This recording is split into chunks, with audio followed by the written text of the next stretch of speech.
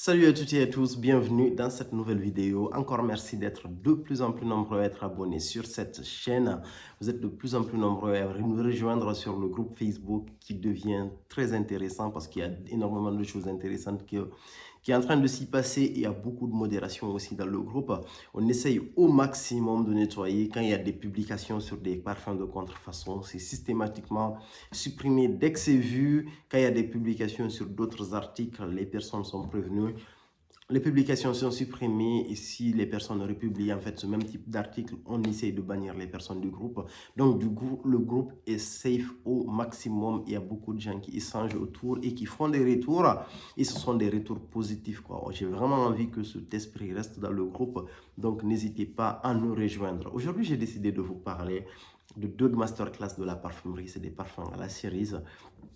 Et ces parfums-là, je voulais plus parler du second, c'est le Bois d'Issues de la maison Bois d'Issue à Victorious.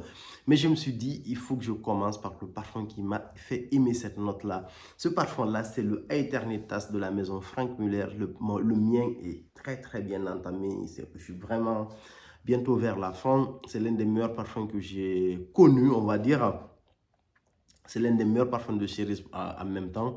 Et il est vraiment, vraiment magnifique. Eternitas. Frank Muller, en fait, c'est un horloger suisse. Ils font des montres avec énormément de complications.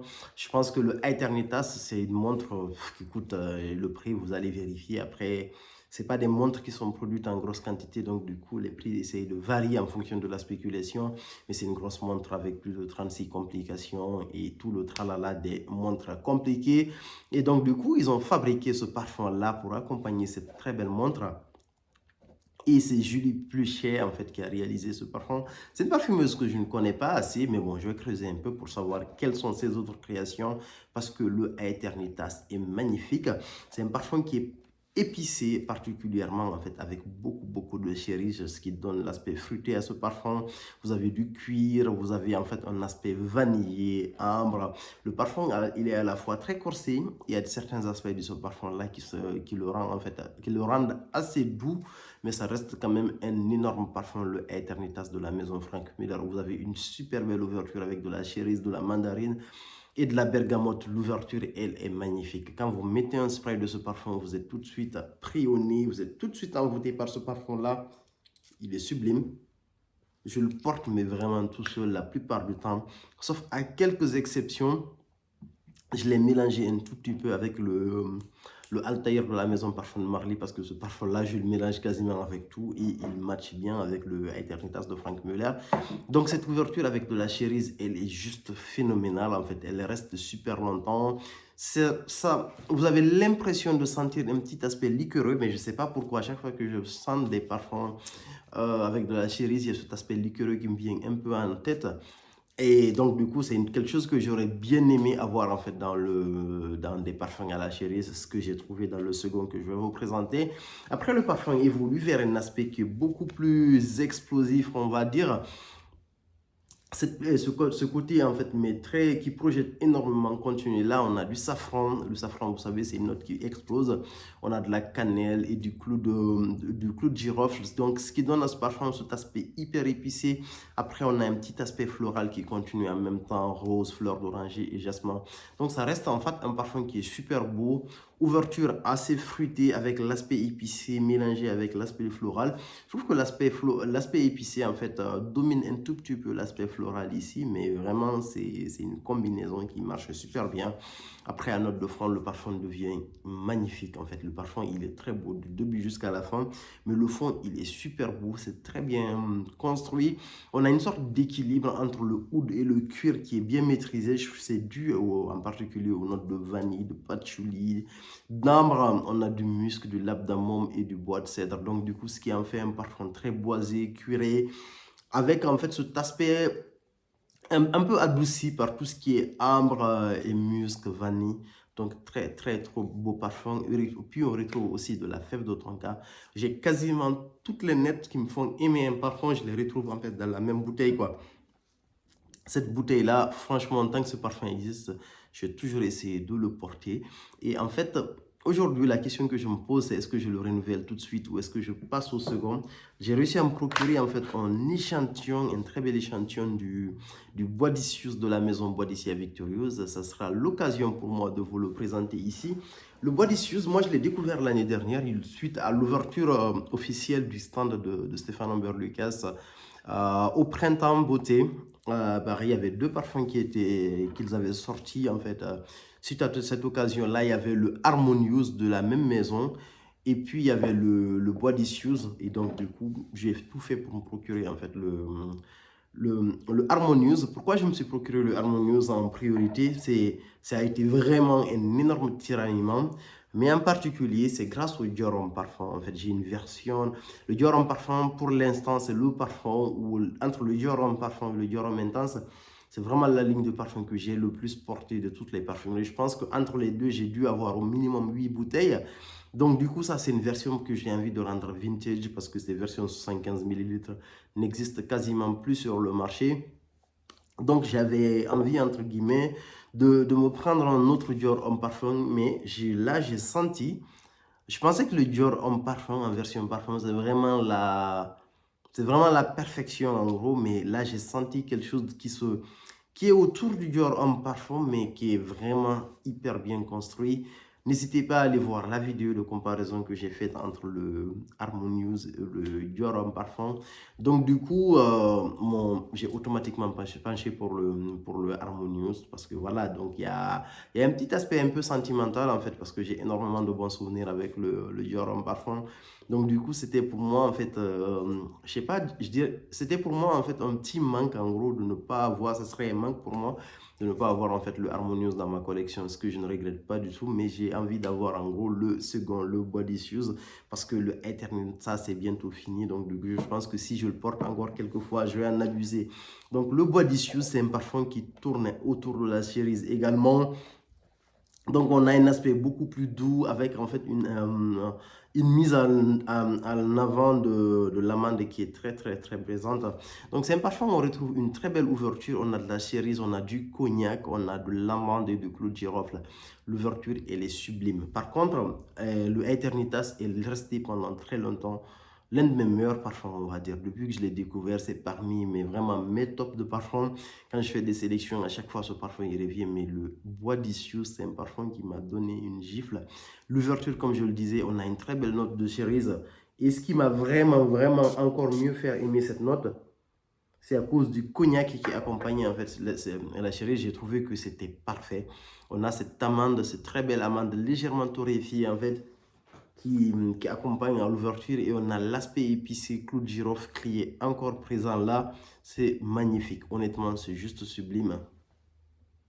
Je ne sais pas si Bois d'Issues, entre guillemets, Bois d'Issues Victorieuse, ils se sont inspirés en fait de Frank Muller à Eternitas. Pour rappel, c'est Christian Provenzo qui a réalisé le Bois d'Issues. Je ne sais pas si en fait il s'est inspiré de ça. Je ne saurais pas vous le dire.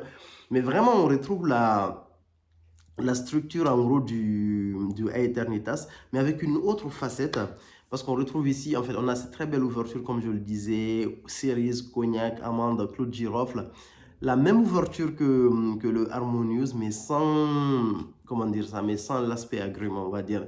On a le clou de girofle qui se comporte super bien, mais qui est bien masqué, en fait, par l'amande. Donc, le côté épicé ne ressort pas trop sur le Bois d'Issues. Franchement, c'est sent trop trop bon. Après, on a un aspect floral, la note de cœur, héliotrope, jasmin. On a de la rose marocaine. C'est sublime en fait. L'évolution, elle est magnifique. On a un aspect floral par contre ici qui s'impose en fait, qui a tendance à très très bien ressortir.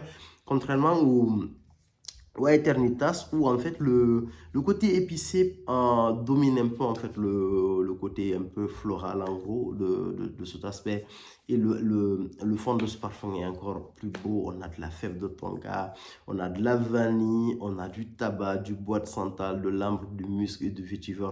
C'est un fond qui est un peu éloigné de l'autre en fait. Le fond du Bois d'Issues est beaucoup plus doux et beaucoup plus confortable que le Eternitas, parce qu'on n'a pas l'aspect cuir en fait. L'aspect cuir qui est entre guillemets, vous savez, le cuir en général, c'est quelque chose qui est assez tenace et en même temps du oud. Donc du coup, le Bois d'Issues est sublime. Franchement, c'est hyper beau.